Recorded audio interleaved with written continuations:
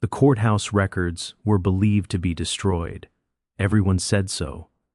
The fire of 1865 was said to have consumed the entire building, they claimed, turning decades of Virginia's recorded shame into ash and smoke. But in the basement of what used to be the Henrio County Clerk's office, behind a wall that collapsed during renovations in 1973, workers uncovered something that was never meant to be found.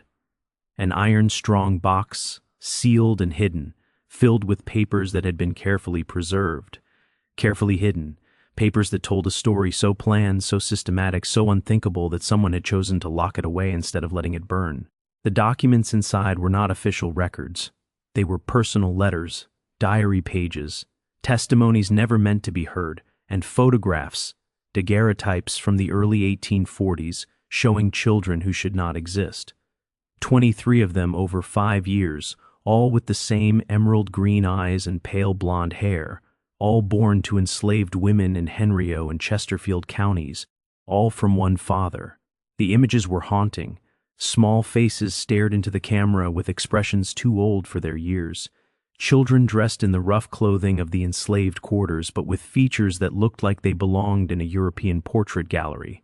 The eyes were what struck you first. Not blue, not gray, emerald green, bright, clear, and impossible to mistake.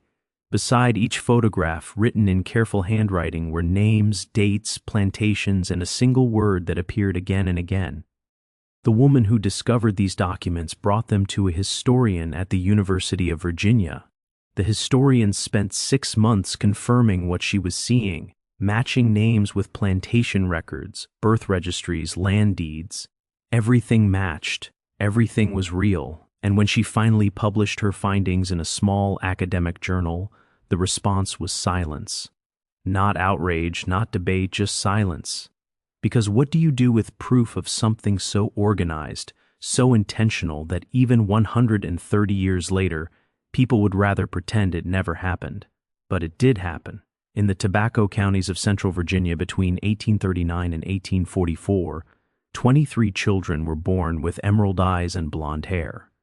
23 children who looked nothing like their mothers.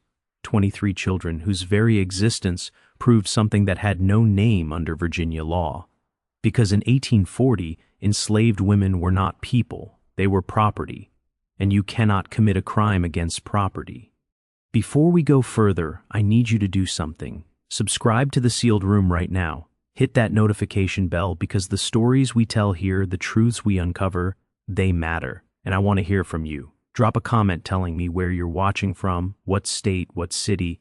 Now let's uncover what really happened in those Virginia counties between 1839 and 1844. The story does not begin with an overseer noticing a pattern. It does not begin with whispers moving between plantations. It begins with a woman named Ruth, 31 years old, standing in a cabin on a plantation called Fairview in April of 1839, holding a newborn baby and knowing with complete certainty that her life had just changed forever. Not because of what the baby looked like, though that could not be ignored, but because she knew. She knew what had happened. She knew who the father was, and she knew there was nothing she could do about it. Ruth had been born in Richmond, sold south to Fairview when she was 19, separated from her mother and 3 sisters, in a transaction that took less time than buying a horse. She had spent 12 years at Fairview, learning the rhythms of tobacco work, learning which overseers to avoid, learning how to make herself useful and invisible enough to survive. She had been paired with a man named Daniel when she was 23, a pairing arranged by the plantation owner to produce children who would become valuable property. Daniel was a good man, quiet and strong. He worked the tobacco fields from dawn to dusk. He came back to their cabin exhausted, slept, woke, and repeated the cycle. They already had one daughter, a girl named Sarah, 7 years old. Sarah looked like her parents. Dark skin, dark eyes, dark hair that curled tight against her scalp. This second child should have looked the same. Ruth had carried her for 9 months, felt her move and grow. She had prepared for the pain of childbirth, for the exhaustion, for the strange joy of holding a new baby, but she had not prepared for this. The baby girl in her arms had skin so pale it looked like cream, hair that came in blonde and fine, And eyes, God, those eyes emerald. Green, bright as jewels, impossible. Ruth stared at her daughter and felt something break open inside her chest. Not love, not yet, just recognition. This was evidence. This was proof. This child's face was a confession written in flesh and bone. The midwife who delivered the baby, an older woman named Patience, did not say a word.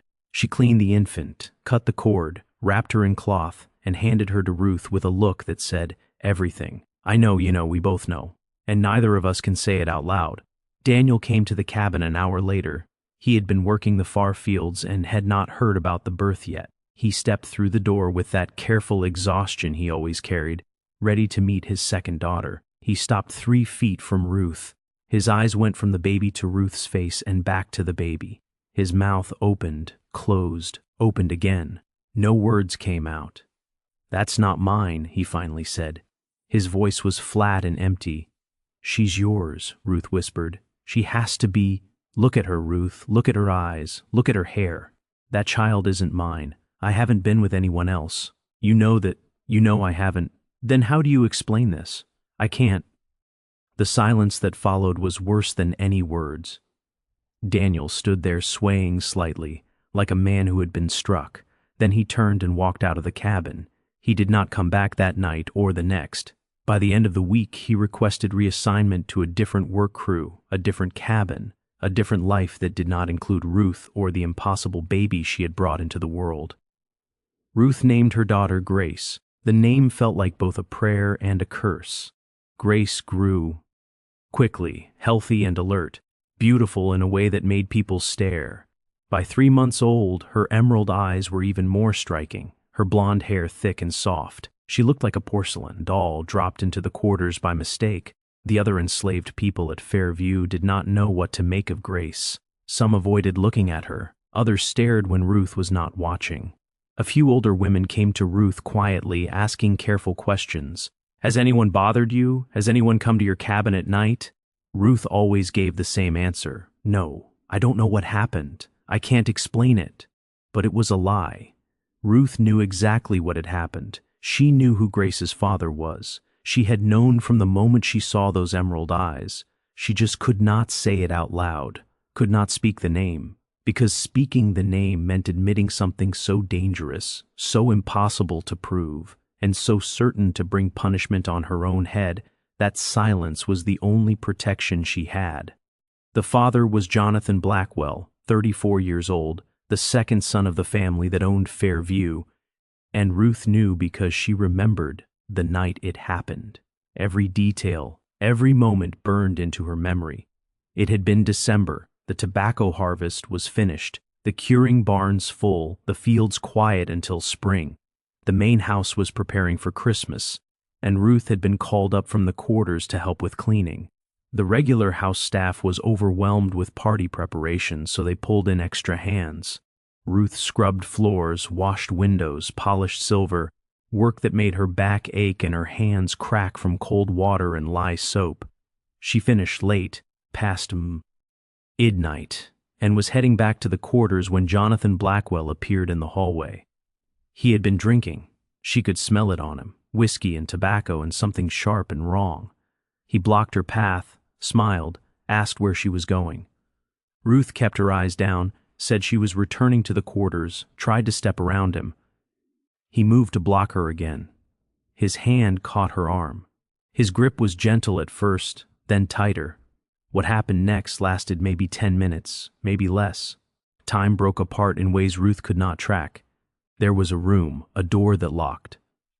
Jonathan's voice was low and calm, telling her not to fight, not to scream, that it would be easier if she did not resist.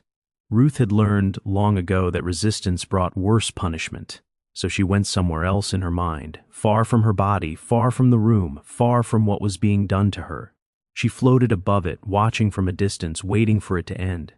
When it was over, Jonathan straightened his clothes, told her she could go, warned her not to speak of it. Then he unlocked the door and walked away as if nothing had happened. Ruth made her way back to the quarters in the dark, her body moving on instinct while her mind stayed disconnected. She climbed into bed beside Daniel, who was asleep, and lay there until dawn, staring at the ceiling, feeling something inside her break that would never fully heal. 3 weeks later, she missed her monthly bleeding. By February, she knew she was pregnant. By March, she knew whose child she carried. And in April, when Grace was born with Jonathan Blackwell's emerald green eyes, Ruth's worst fears were confirmed. Now holding her watching those impossible eyes track movement across the cabin, Ruth made a decision. She would raise this child. She would love her. She would protect her as much as any enslaved woman could. But she would never speak the truth, never name the father, never give anyone confirmation. Because what good would it do?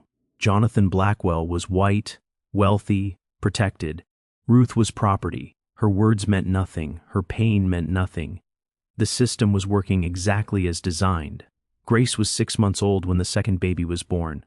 Different plantation, different mother, same impossible features. While there, he asked permission to inspect the quarters, saying he was thinking about making changes to the cabin layout on his own plantation and wanted to see how Fairview handled theirs. Edmund, proud of his property, agreed without hesitation. Carter found Ruth working outside her cabin, hanging laundry on a line stretched between 2 wooden posts. Grace was playing in the dirt nearby, her blonde hair catching the afternoon sunlight like a signal. The child was striking, unnaturally beautiful, and completely out of place. Ruth saw Carter approaching and went still at once, her hands frozen on the wet sheet she was hanging. Every enslaved person knew that when a white man approached with purpose, it rarely meant anything good. "Ruth," Carter said gently, "I'd like to speak with you, if you're willing." "Yes, sir." Ruth's voice was carefully flat. "About your daughter." Ruth's jaw tightened almost without being noticed. "Grace is healthy, sir. No trouble. I'm not here about trouble. I'm here because I want to understand what happened, who her father is." The silence stretched between them. Grace babbled in her toddler language, unaware of the tension. "Daniel is her father, sir," Ruth finally said. "That's what the records show." "Ruth, I know that's not true, and I think you know who the real father is." Ruth turned to face him for the first time. Her eyes were hard and guarded, filled with something Carter couldn't quite name, grief maybe, or rage buried so deep it had turned to stone. "With respect, sir, what difference does it make who I think the father is? I'm property. My daughter is property. Property doesn't get to name fathers. Property doesn't get justice. Property just survives. I want to help." Ruth laughed, a sharp, bitter sound. "Help? How, sir? You going to give me my freedom? You going to make my daughter free? You going to arrest a white man based on the word of a slave woman? Because unless you can do one of those things, your help is just words." Carter felt the truth of her words like a blow to the chest. She was right. He had no real power to help her, no legal path, no way to bring justice, even if she told him everything. "But I can document what happened," Carter said quietly. "I can create a record so that someday when things change, when the law changes, there's evidence. There's truth preserved. Truth doesn't matter without power, sir. Maybe not now, but someday it might." Ruth watched him for a long moment, judging, deciding whether this white man was sincere or just another kind of danger. Finally she spoke, her voice low and controlled. "His name is Jonathan Blackwell. He came to me in December of 1838. I was working in the main house. He cornered me, locked a door, told me not to fight. I didn't fight because I wanted to live. I didn't scream because I wanted to wake up the next morning. I didn't tell anyone because who would believe me? Who would care?" 9 months later, Grace was born. And every time I look at her eyes, I see his eyes. Every time I hear her laugh, I remember that night. Every time I hold her, I feel him still touching me. That's the truth, sir. You want to write it down? Write it down. But it won't change anything. It won't punish him. It won't protect the next woman. It won't make my daughter any less a slave. It won't make me any less property. Carter felt something crack inside his chest. The calm way she spoke about her own violation, the flat acceptance that nothing would change, the understanding that her truth had no weight in their world. "I'm sorry," he said. "I'm so sorry." "Sorry doesn't help either, sir." Ruth turned back to her laundry. "If you're done asking questions, I need to finish my work before dark." Carter left Fairview shaken. He had known in theory that the system was cruel, that enslaved people suffered in ways he could barely imagine. But hearing Ruth speak so plainly about her violation, about her complete powerlessness, made it real in a way books never could. He visited the other mothers over the following weeks. He traveled to Riverside, to Meadowbrook, to Cedar Hill, to Willow Creek, to Greenwood. Each time he used a pretext to gain access to the quarters to speak with the women privately. Each time the story was the same. Jonathan Blackwell, access to the main house or to isolated locations, a locked room or a threat or simply the understanding that resistance was useless, violation, silence. 9 months later, a baby with emerald eyes. Hannah at Riverside told him through tears. He said if I screamed he'd have me whipped, so I didn't scream. Esther at Meadowbrook told him while staring at the ground. He smelled like whiskey and tobacco. I remember that smell. I still smell it sometimes and I can't breathe. Mary at Cedar Hill told him in a flat, empty voice. I stopped fighting after the first minute. What's the point? He was going to do what he wanted. I just wanted it to be over. Abigail at Willow Creek could not speak at all. She only nodded when Carter said Jonathan's name, nodded and closed her eyes and stood there shaking. Rebecca at Greenwood told him with anger in every word. You want to know who the father is? Look at my son's eyes. They're his eyes. That's all the proof you need. That's all the proof that matters. And it means nothing because we're property and property can't be raped. Carter wrote everything down. Dates, names, testimonies. He cross-referenced Jonathan Blackwell's movements, confirming his presence at each plantation during the critical time periods. The evidence was overwhelming, undeniable, and completely useless under Virginia law. By spring of 1841, there were 8 children. The pattern was so clear that even plantation owners who had dismissed it as coincidence had to admit something was happening. But admitting it and acting on it were very different things.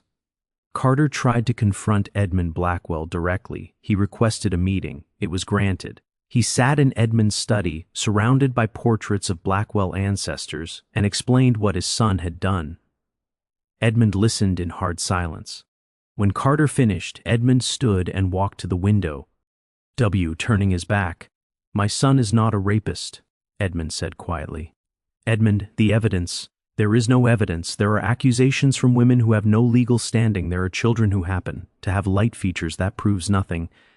8 children, Edmund. 8. All with the same features. All born to mothers who had contact with Jonathan at the right time. Coincidence?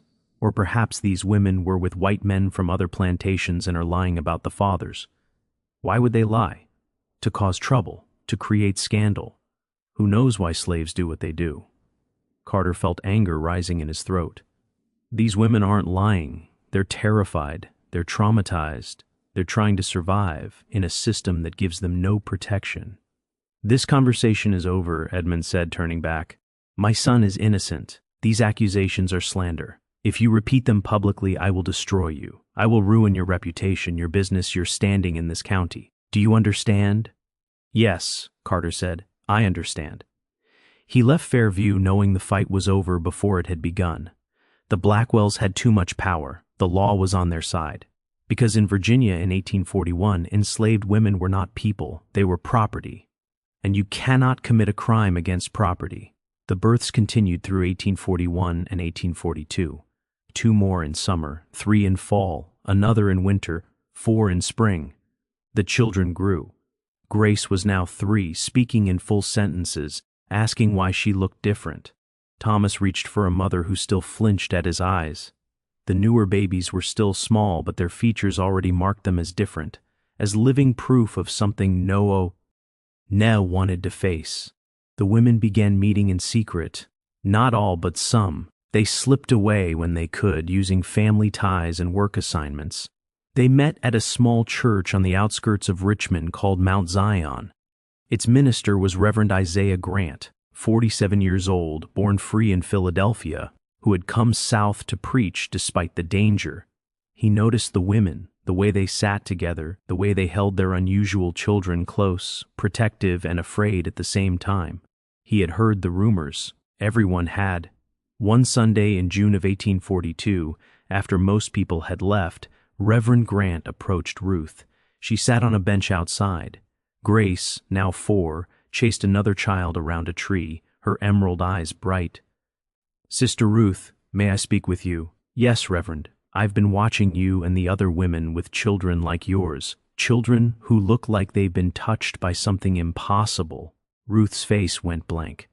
"I don't know what you mean. I think you do. And I think you're carrying something too heavy to carry alone." Something broke inside Ruth. She began to cry, deep sobs she had held back for years. Reverend Grant sat beside her and waited. Sometimes the greatest kindness was simply listening. When she could speak, she told him everything. Jonathan Blackwell, the locked room, the violation, Grace's eyes, the other women, William Carter, Edmund Blackwell's threats, the impossibility of justice. Reverend Grant listened in silence. "How many women?" he asked. "That I know of, 9. But I think there are more." "And the children?" 14. "The youngest was born last month." Reverend Grant paced, thinking. "The law will not protect you. Your testimony means nothing. Your pain means nothing. There is no legal way forward." "I know, but there are other kinds of power besides the law." "What do you mean?" "Reputation, public shame, a scandal they cannot ignore." "You want us to speak publicly? They'd kill us or sell us away." "Not you. I will speak. I'm free. I can write. I can publish. And you think that will help?" "I don't know. But silence protects the powerful. Sometimes truth is the only weapon." Ruth thought about it, terrified, but also hopeful in a way she had not felt before. "Let me talk to the others." Over the next weeks, Ruth spoke to the other mothers. 7 finally agreed. 7 stories Reverend Grant could tell. He worked all summer. He interviewed. He recorded. He built a timeline. He wrote an essay and titled it "A System That Protects Monsters." He sent it to 3 publications. 2 printed it. The news spread. The North exploded in outrage. Virginia exploded in anger. Not at Jonathan Blackwell. At Reverend Grant. His church was burned. He fled. The women were left behind. Jonathan Blackwell stayed silent, protected, untouched. The births continued. 3 more in 1843. All at Fairview. William Carter recorded everything. Evidence with no power, truth with no protection. In spring of 1844, Carter went to the governor. He presented everything. The governor listened, then said the truth. Jonathan Blackwell was guilty, but under Virginia law he had committed no crime. There was no way to prosecute him. The law was working exactly as it was designed. "So we do nothing?" Carter asked, hearing the bitterness in his own voice. "What would you have me do?" The governor's tone was not cruel, just tired. "Just realistic. Change the law. Make enslaved people persons under the law. Give them rights, legal standing, the ability to testify against white people. Do you understand what that would mean? It would tear apart the entire system. Every plantation owner in Virginia would rise up against it. The legislature would never pass it. And if by some miracle they did, it would rip this state in 2. So the system is more important than justice. The system is justice, Mr. Carter. At least that's what our laws say. Our laws define justice as the protection of property rights. Enslaved people are property. Their owners' rights must be protected. That is the foundation Virginia is built on. You can argue it's wrong, you can call it immoral, you can rage against it, but you cannot change it through the legal system because the legal system exists to preserve it." Carter left Richmond knowing he had reached the end. There was nothing more he could do. The law would not help. Public pressure would not work. The system was too strong, too deep, too committed to protecting men like Jonathan Blackwell. He went home to Ashland, locked his papers in a strong box, and tried to return to ordinary life. But ordinary life felt impossible. Every day he ran his plantation. Every day he took part in the same system that had allowed the Blackwell case to happen. Every day he benefited from the same laws that denied justice to those 18 mothers. The final birth in the pattern came in August of 1844. Fairview Plantation. Mother named Margaret, 21 years old. Baby girl, emerald eyes, blonde hair so pale it looked like spun silver. Margaret looked at her daughter and said, 7W. Ords that stayed with everyone who heard them. This is the last one he'll make. 3 days later, Jonathan Blackwell was found dead in his bedroom at Fairview. The official cause was heart failure. He was 39 years old, mostly healthy, with no known heart problems. The doctor who examined him, Frederick Morris, who had served the Blackwell family for years, wrote natural causes on the death certificate without hesitation. The funeral was small, private, and unremarkable. But the enslaved people at Fairview knew better. They whispered about Margaret. They whispered about the strange plant that grew near the creek. They whispered about the tea she had been seen making 3 days before Jonathan died. They whispered about justice that did not come from courts or laws, but from the desperate courage of a woman who decided some crimes demanded payment, no matter the cost. They whispered and they never told, never confirmed, never spoke where white people could hear. Margaret was sold away from Fairview 2 weeks after Jonathan's death. Edmund Blackwell claimed he needed to reduce his workforce, needed to raise money. Margaret was sent to a plantation in Georgia, separated from her infant daughter, who remained at Fairview as property. The baby was raised by another woman in the quarters. She grew up never knowing her mother, carrying emerald eyes and blonde hair as the only proof of where she came from. The other children grew up scattered across Virginia. Some stayed on the plantations where they were born. Others were sold as they got older, their unusual appearance making them valuable for certain purposes. The girls especially were sought by traders involved in what the system called the fancy trade. Enslaved women with light, European features sold for sexual exploitation to wealthy men who wanted the look of whiteness without the social complications. Grace, Ruth's daughter, was sold when she was 12, sent to New Orleans, where her emerald eyes and blonde hair made her valuable. Ruth never saw her again, never knew what became of her. She spent the rest of her life wondering if Grace was alive, if she was suffering, if she remembered her mother at all. Thomas, Hannah's son, was kept at Riverside until he was 15, then sold to a plantation in South Carolina. Hannah died 2 years later. Some said it was fever, others said it was a broken heart, though that was not something doctors wrote on death certificates. The pattern of birth stopped after Jonathan Blackwell's death. No more emerald-eyed children appeared in Henrico or Chesterfield counties. The whispers faded. The scandal became history. The children remained, but as they were sold away and scattered, the visible proof of what had happened slowly disappeared. Within 10 years, most people had forgotten, or pretended to forget, which was the same thing. William Carter kept his records. When the Civil War came, when Virginia seceded, when fighting tore through the countryside, Carter hid his strong box in his basement. He survived the war, barely. He watched his plantation burn. He watched the world he had known collapse. When slavery ended, when the 13th Amendment made it illegal to own human beings, Carter felt something he had not expected. Not triumph, not victory, just deep exhaustion. He died in 1872 at the age of 84. His papers re-inherited by his daughter, who had married a Richmond lawyer. She found the strong box, read the documents, and was horrified by what her father had recorded. The systematic violation of enslaved women, the 18 children with emerald eyes, Jonathan Blackwell's impunity, Margaret's possible revenge, the total failure of law and justice. She did not know what to do with this truth, so she hid it. She put the strong box back in the basement. She told no one. She let it sit in darkness. The strong box stayed there for 101 years. It survived fires, floods, and time itself. In 1973, workers renovating the old house found it behind a collapsed wall. They opened it and uncovered a story Virginia had tried to forget. The historian who examined the documents was Dr. Eleanor Hayes, 42 years old, professor of American history at the University of Virginia. She had spent her career studying the lives of enslaved people whose stories had been erased. When she saw the strong box, she knew at once what she was holding. William Carter's handwriting was careful and precise. The testimonies were signed with X marks. The women could not write their names, but they left their mark as witnesses. The timeline was exact. Jonathan Blackwell's presence matched each birth, and the photographs. 23 daguerreotypes carefully preserved showing children who should not exist. Dr. Hayes spent 6 months checking everything. She matched names to records. She traced deeds. She confirmed ownership. She contacted descendants. Everything matched. Every detail was true. She published her findings in 1974.